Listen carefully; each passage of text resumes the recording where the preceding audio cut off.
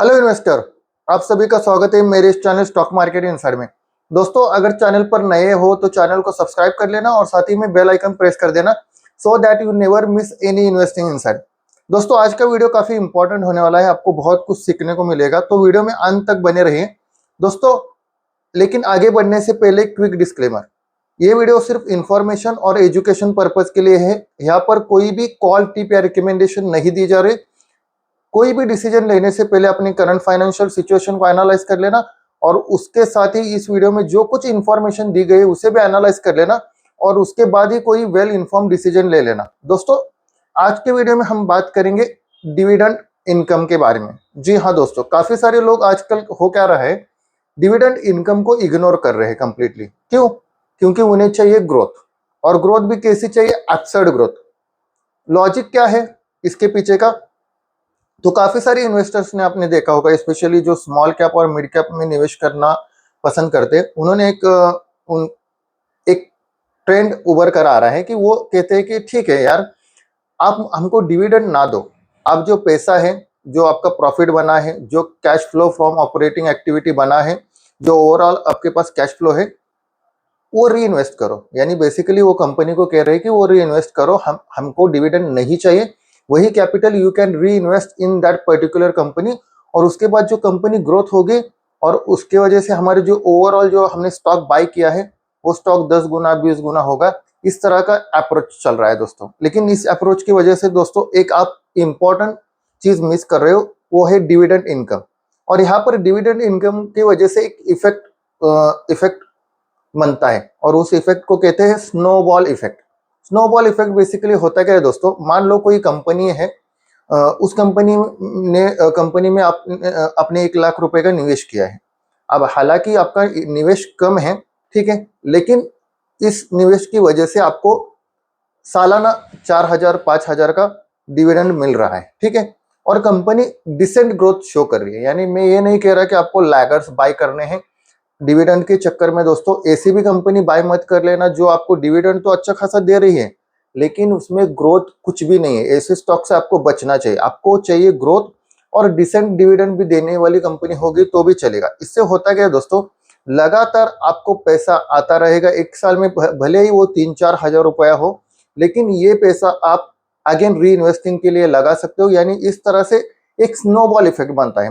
मान लो किसी कंपनी में आपने 1 लाख का निवेश किया है और उस कंपनी ने आपको 4 या 5 हजार रुपए का डिविडेंड दिया। Now you can reinvest that same amount in the same company और other company as you want. और इसके वजह से क्या होता है, एक स्नोबॉल इफेक्ट बनता है।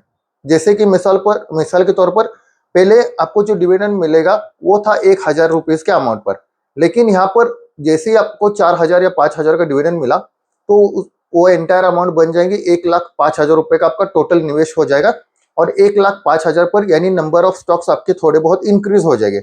और इस पर जो नेक्स्ट बार जो डिविडेंड आएगा ना, तो यहाँ पर दोस्तों एक आपको अच्छा खासा फायदा मिलेगा और एक स्नोबॉल इफेक्ट बनता है। जैसे आपने देखा होगा कि जो बर्फीली पहाड़ी होती है, बर्फीली पहाड़ी पर आप जैसे स्नोबॉल ऊपर से नीचे फेंकते हो तो वो स्नोबॉल धीरे धीरे धीरे धीरे बढ़ता जाता है और इन दी एंड इतना काफी बड़ा स्नोबॉल बन जाता है। Same happens with the dividend income कि over the period of time आप डिविडेंड को री इन्वेस्ट करते जाते हो, री इन्वेस्ट करते जाते हो, री इन्वेस्ट करते जाते हो, और एक वक्त ऐसा आता है कि डिविडेंड इनकम ही आपको इनफ होगी। आपके जो एक्सपेंसेस है यहाँ से आप एक्सपेंसेस पूरे कर सकते हो और कई बार आप री इन्वेस्ट भी कर सकते हो। यानी ओवरऑल क्या फाइनेंशियल स्टेबिलिटी अचीव करने का एक अच्छा जरिया है डिविडेंड इनकम। इस बात को दोस्तों ध्यान में रखना, क्योंकि कई बार क्या होता है, काफी सारी कंपनियां सेल्स हो प्रॉफिट्स हो या सेल्स और प्रॉफिट इन दोनों में क्या करती है, गफलेबाजी करती है। और जैसे ही गफलेबाजी होती है तो आपको पता नहीं चलता, लेकिन जैसे ही कंपनी लगातार प्रॉफिट शो कर रही है और जैसे ही कंपनी प्रॉफिट शो करेगी और कंपनी डिविडेंड दे रही है, दैट मीन्स कंपनी के पास पैसा सच में है। That's why he is giving you back. यानी क्या, जो प्रॉफिट दिखाया जा रहा है वो मैनिपुलेटेड फिगर नहीं है। इस बात को ध्यान में रखना। इससे इंश्योर होता है कि कंपनी सच में जो छोटे छोटे निवेशक है उसके बारे में सच में सोचती है। अब काफी सारे कॉन्ग्लोमरेट्स हैं, मैं को किसी कॉन्ग्लोमरेट्स का नाम नहीं ले रहा या किसी को टारगेट करने की कोशिश नहीं कर रहा, लेकिन काफी सारे कॉन्ग्लोमरेट्स हैं। उनका एंटायर फोकस होता है इक्विटी से मनी रेज कर या डेट से मनी रेज कर लगातार अननेसेसरी कैपेक्स करते रहना। और इस कैपेक्स के वजह से होता क्या है, इनको तो फायदा होता है लेकिन यहाँ पर आपको कुछ फायदा नहीं होता, और कई बार यहाँ पर प्रॉफिट्स भी मैनिपुलेटेड होते हैं। तो इस बात को दोस्तों समझ लेना कि डिविडेंड इनकम को कभी इग्नोर मत करना हाई ग्रोथ के चक्कर में। आपके पोर्टफोलियो में एक सिग्निफिकेंट स्टॉक्स ऐसे होने चाहिए, कुछ पोर्शन ऐसा भी होना चाहिए जो पोर्टफोलियो स्टॉक्स आपको अच्छा खासा डिविडेंड दे रहे हो। यानी क्या, जैसे जैसे ये डिविडेंड इनकम भी आती जाएगी तो ये आप री इन्वेस्ट कर सकते हो अपने पोर्टफोलियो में, और इसका आपको अच्छा खासा फायदा आगे जाकर मिल सकता है।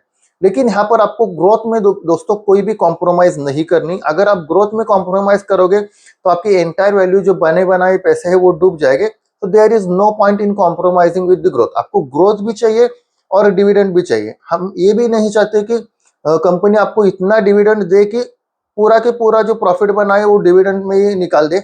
नहीं, कुछ पोर्शन यानी 20%, 10%, इस तरह का जो ओवरऑल प्रॉफिट बना है उसका 10%, 20% भी अगर कंपनी आपको डिविडेंड देती है और काफी बाकी रिमेनिंग जो कैपिटल है यानी रिमेनिंग प्रॉफिट है वो अगर री इन्वेस्ट भी करती है company, it's good for retail shareholders and it's good for the small investor. That's it for today. Thank you all for watching. I will see you soon, hopefully in the next video.